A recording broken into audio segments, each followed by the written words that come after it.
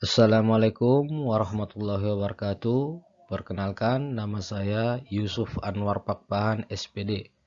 Di sini saya akan mempresentasikan video mindmap isi modul akuntabilitas dan nasionalisme. Pemaparan ini saya lakukan untuk memenuhi tugas agenda 2 Latsar CPNS tahun 2021 yang disampaikan oleh Bapak Dr. Randus Sobirin SH MSI.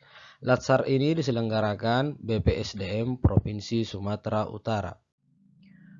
Di dalam akuntabilitas terdapat 4 materi pokok yang dapat kita pelajari. Yang pertama, konsep akuntabilitas. Yang kedua, mekanisme akuntabilitas. Yang ketiga, akuntabilitas dalam konteks. Dan yang keempat, menjadi PNS yang akuntabel. Definisi akuntabilitas.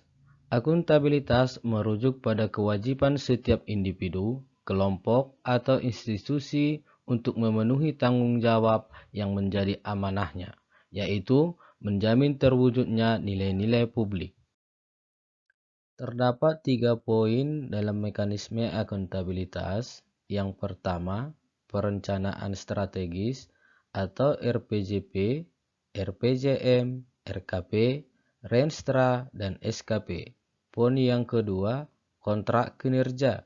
Dan yang ketiga, laporan kinerja atau LAKIP. Ada beberapa hal yang perlu diperhatikan dalam akuntabilitas dalam organisasi. Pertama, transparansi dan akses informasi. Dua, praktek kecurangan dan perilaku korup. Ketiga, penggunaan sumber daya milik negara. Empat, penyimpanan dan penggunaan data dan informasi pemerintah. Dan kelima, konflik kepentingan. Yang dimaksud dengan PNS akuntabel adalah PNS yang mampu mengambil pilihan yang tepat ketika terjadi konflik kepentingan, tidak terlibat dalam politik praktis, melayani warga secara adil, dan konsisten dalam menjalankan tugas dan fungsinya. Sedangkan nasionalisme dapat didefinisikan sebagai suatu sikap politik dari masyarakat suatu bangsa yang mempunyai kesamaan kebudayaan dan wilayah serta kesamaan cita-cita dan tujuan.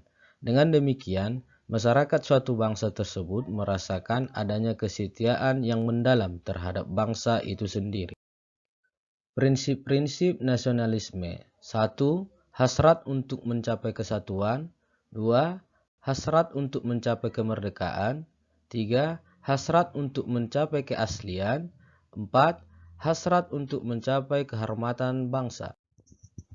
Ada 4 materi pokok yang harus diperhatikan seorang ASN dalam nasionalisme.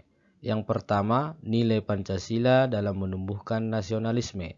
Kedua, ASN sebagai pembuat dan pelaksana kebijakan publik. Yang ketiga, ASN sebagai pelayan rakyat. Dan yang keempat, ASN sebagai perekat dan pemersatu bangsa.